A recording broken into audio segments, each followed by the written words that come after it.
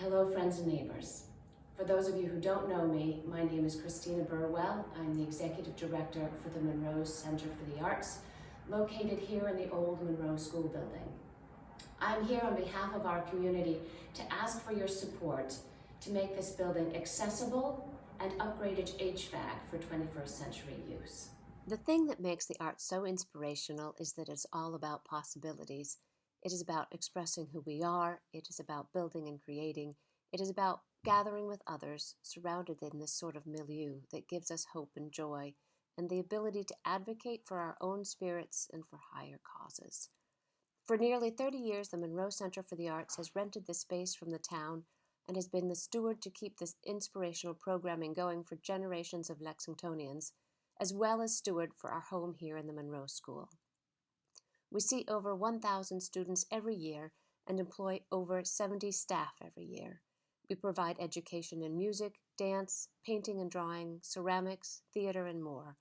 We provide year-long programming and 9 weeks of summer camp to generations of Lexingtonians. We also support the community through free intergenerational events throughout the year, as well as a gallery that supports local artists and inspires us all.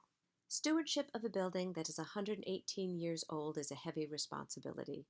We work hard to bring about the best arts education and experiences possible, but we have also prioritized this building, paying for a new roof, a new parking lot, as well as attic insulation and heat wiring to mitigate ice dams. We have worked with the town, both financially and logistically, to restore 121 windows. We've installed a fire monitoring radio and pay for alarm services, and recently changed the light fixtures to LED replacements. We also recently painted the exterior shingles, eaves, and woodwork, replaced carpeting, as well as all the locks so that emergency services have a single master key.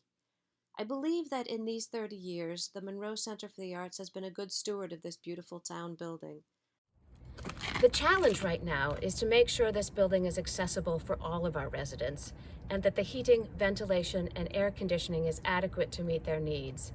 While we here at the nonprofit have worked hard to raise funds to prepare architectural plans for accessibility and HVAC, the construction costs associated with this project outstrip our ability to make it a reality.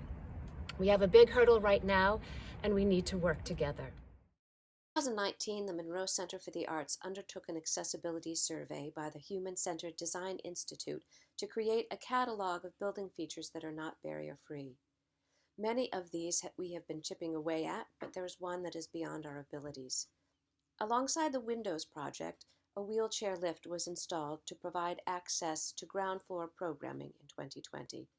But this building has 2 more floors of programming that are not accessible to people who are unable to use the stairs. An older student who needs to carry heavy art supplies to class upstairs, a grandparent who wants to attend a ballet recital on the top floor, a job applicant in a wheelchair, someone using walking braces to pick up their child upstairs, to suggest a few building users. There's a critical need for town meeting members to understand that no more capital work can be done on this building without first attending to its accessibility.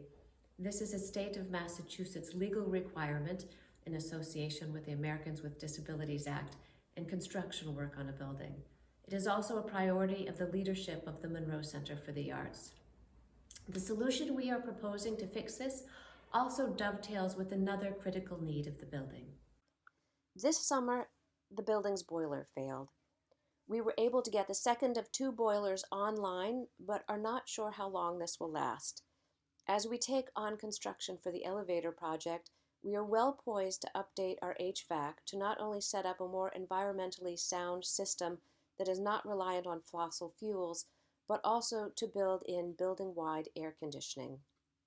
When the building was built in 1905, there was no summer programming. They did not have dancers with their athletic practices happening on the top floor, and the times are changing so that we see both warmer weather and longer periods of warmer weather in the fall.